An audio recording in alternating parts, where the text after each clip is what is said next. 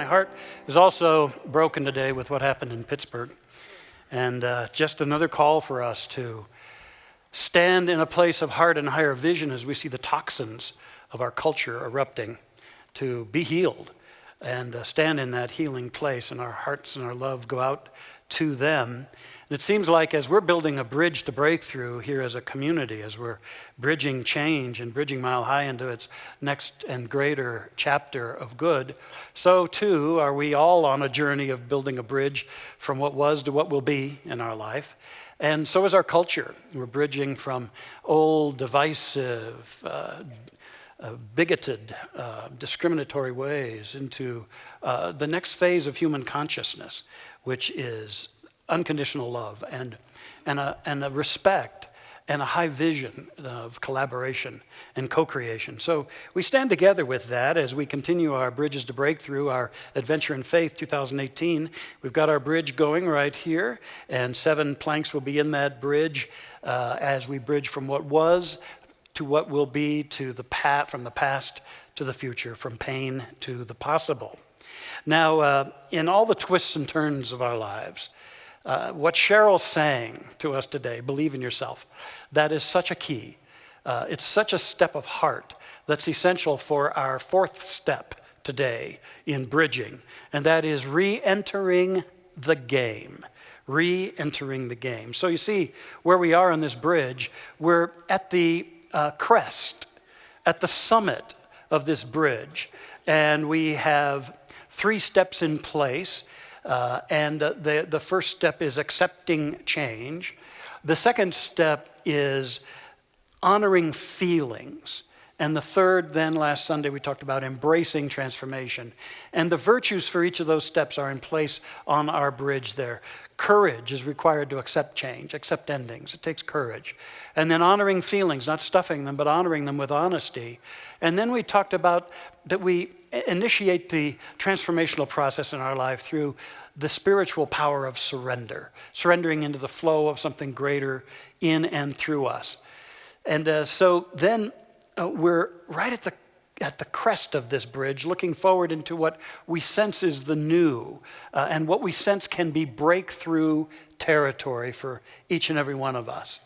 And yet here we are right in the middle of this bridge, and it's kind of an interesting place. There are remnants of the past still being felt and dealt with, and then there's the hint of the possible, the hint of the greater good, stretching out before us. 3 steps behind us and 3 steps before us. But here we are perched in this precarious place in between. And I think it's a critical decision point, this place in between. We can either continue our process honoring all of the changes and the feelings and surrendering continually to be ready to move into the new, or we fall back. And we can fall back into the past. We can fall back into clinging and into our attachments and try to carry elements of the old into the new. And thus we distort the new. A friend of ours, Mark Nepo, talks about a conversation he had with a friend of his. And the friend told him about a time when he was determined to paint his family room. So he went out to the hardware store and he got a couple of gallons of red paint. And then he got some stirring sticks and some drop cloths and a big paintbrush. And he came home and he opened the paint up and he stirred the paint out on his lawn. And then he put drop cloths under each arm, and he grabbed 2 of the gallons of paint, and he had the paintbrush clenched in his teeth. And then he waddled up to the front door and tried to get the door open. And in his own words, the man said, "I teetered there for minutes, trying to open the door, not wanting to put anything down. I was so stubborn. I had the door almost open when I lost my grip, stumbled backwards and wound up on the ground, red gallons all over me."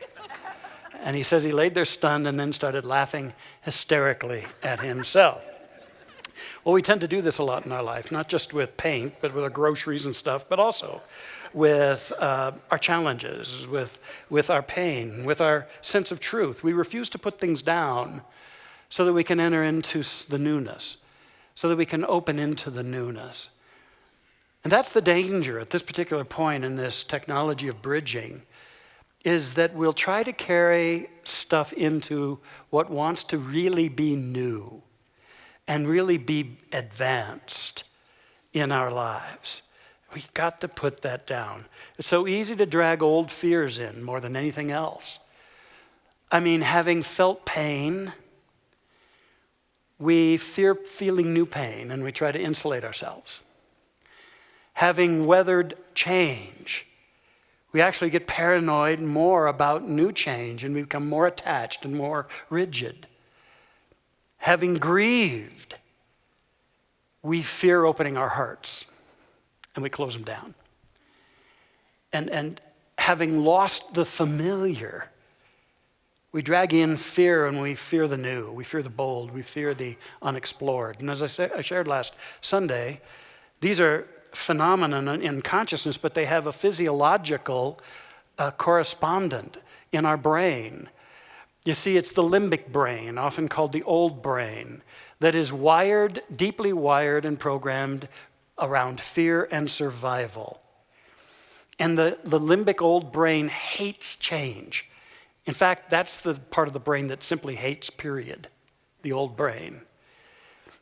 The new brain, the neocortex and the prefrontal cortex, are the arenas that we have birthed physiologically and in consciousness that are capable of higher order thought, that are capable of dreaming of a higher order, of having even higher spiritual values and spiritual experience. Now, when we experience our minds behaving tyrannically, we are playing old software. We're running old software from the old brain. And we get caught up in that. What we can do is, first of all, recognize that we're coming from old stuff. We're coming from fear. We're coming from survival. We're immersed in the hate of change or hate itself. And we can do the most powerful thing any of us can do, and that is open our hearts. Because as it says in the Bible, perfect love casts out fear. It's the antidote, the elixir to fear. And if we can, in the midst of all of this stuff going on in our heads or in our emotions, open our hearts and be present to it. As I said a couple of Sundays ago, to simply have the strength to witness the junk coming up in ourselves or in our culture.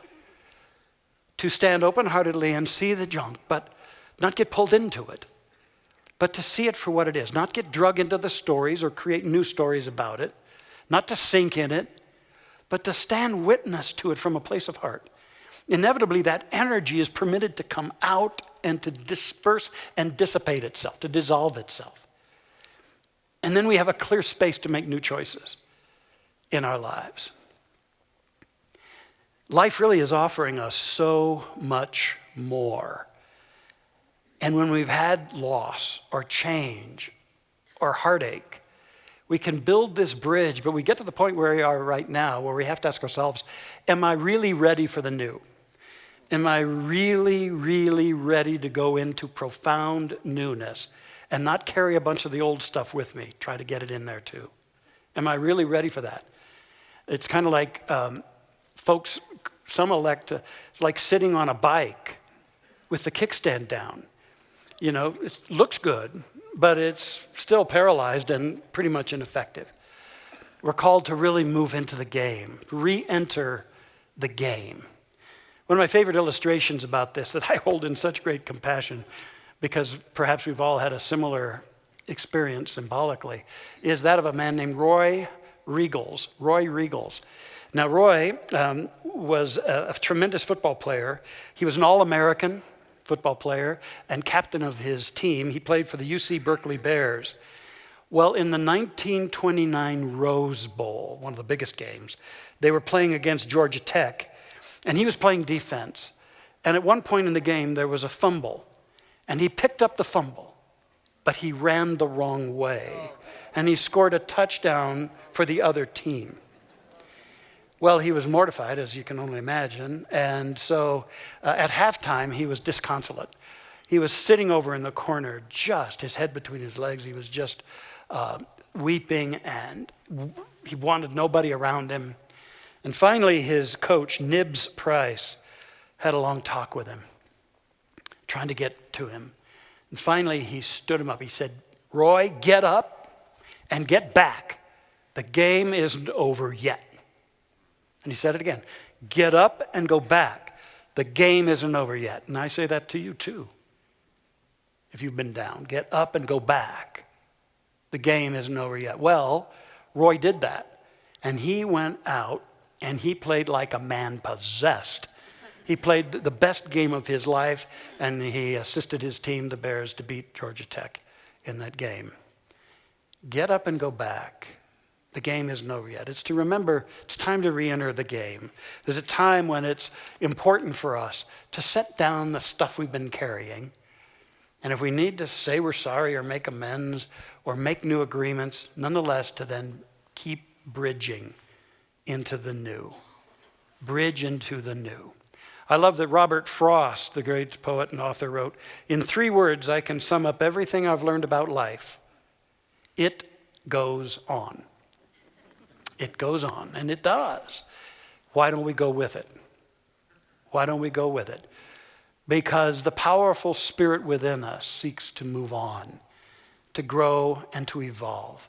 That's why it says in the Bible, "Behold, I make all things new. Old things are passed away. All things are becoming new. I will restore to you the years the locusts have eaten."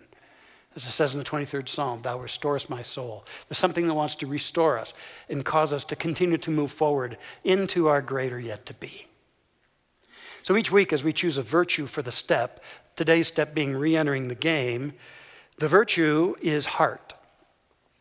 It takes great heart to be willing to re-enter the game again, to pick ourselves up, dust ourselves off, and go back, not laden with a bunch of junk from the past, but to go back and to move forward on our beautiful, beautiful journey.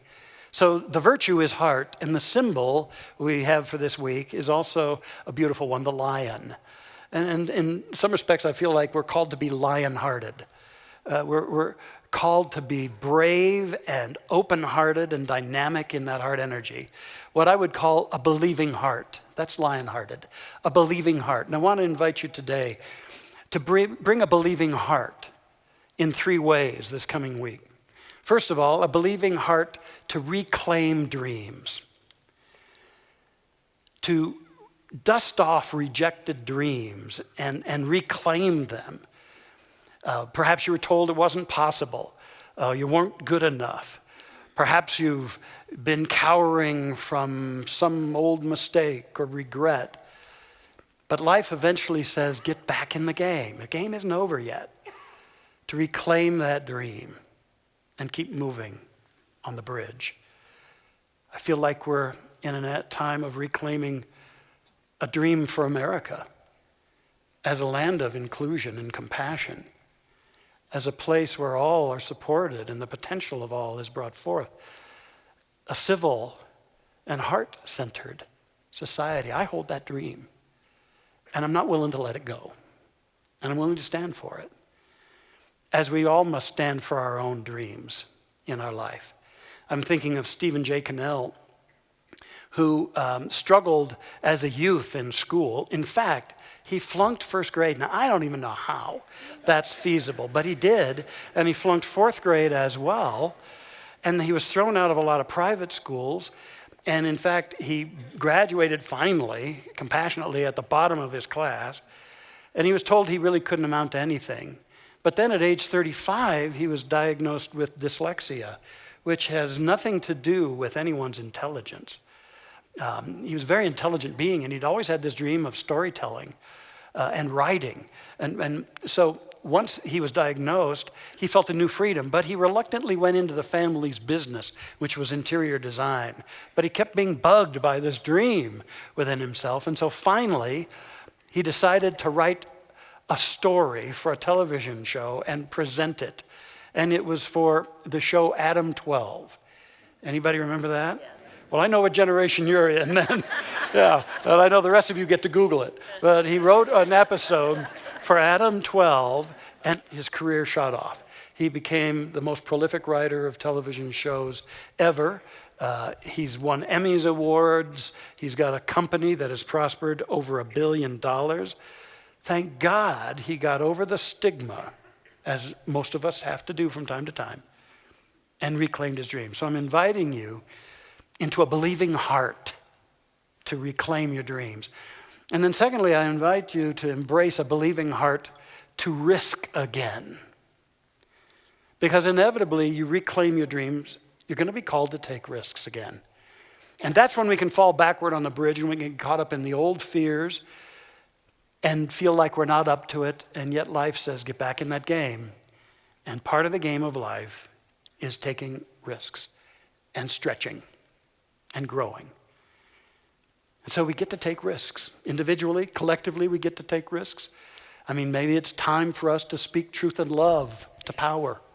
I believe it's time to speak truth and love to stupid when it's expressed out there.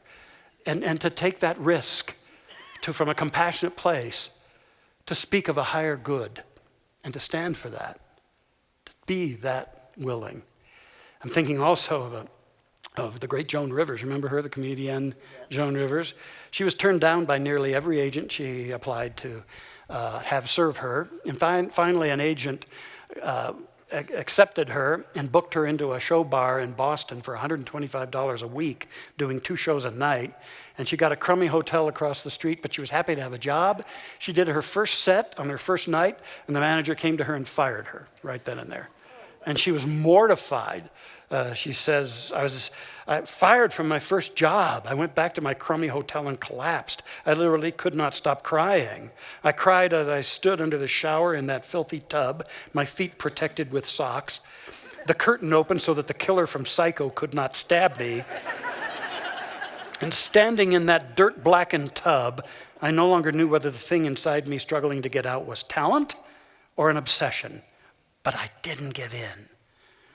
Well, she got a different agent and got fired from a second job, and that agent left her.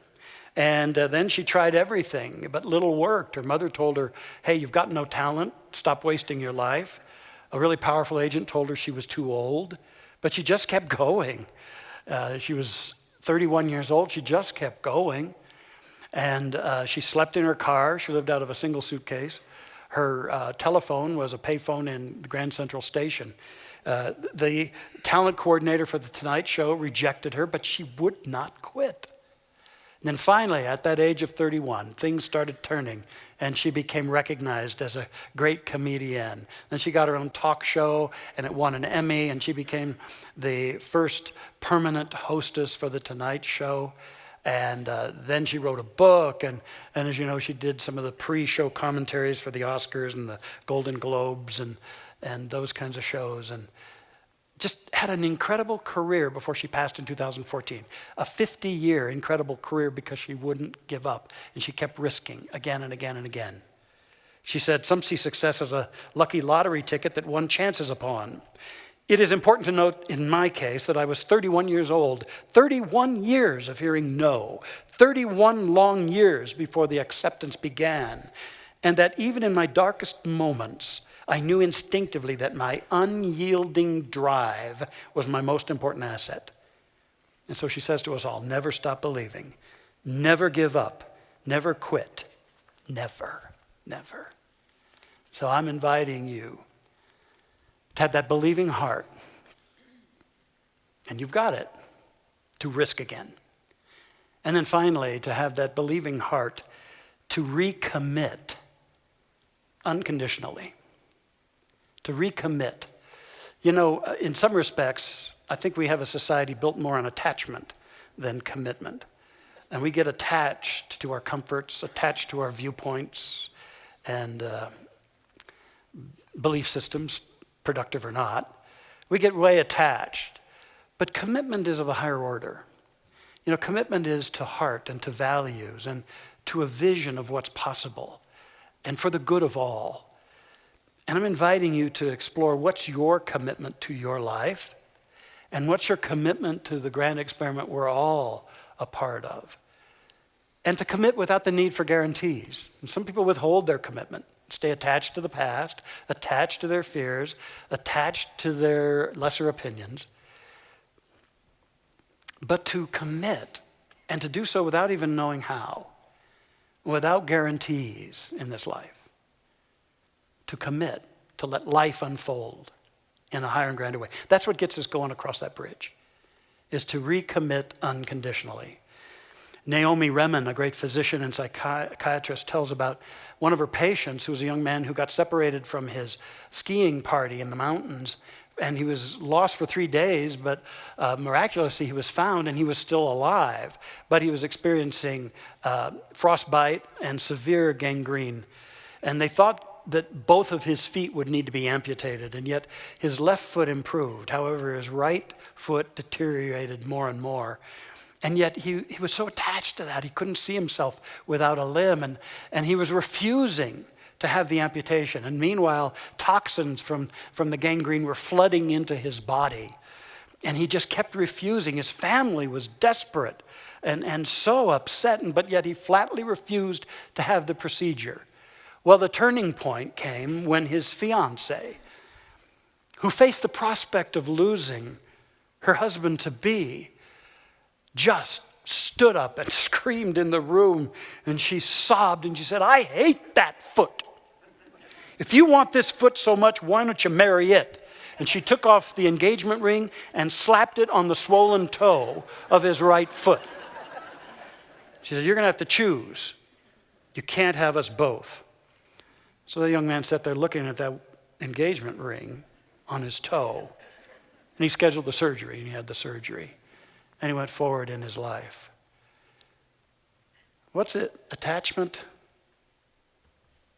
to what was, attachment to littleness, attachment to what's worn out, attachment to what has ended, what needs to change. There's a higher state called commitment. And that's where our hearts instruct us about our dreams, about the need to take new risks, and instruct us on what really matters in this life. And so we let go of the lesser that we're trying to take into the new, and perched at this place to re-enter the game. Yep, it's about heart. It's about having the heart to risk, to dream, more than anything, to see if our commitments are of the very highest order, and to commit unconditionally. Unconditionally. So, I'm inviting you to be lion-hearted this week, to let go of what really finally needs to be let go of, and to remember, get up and get back. The game ain't over yet for any of us, ever.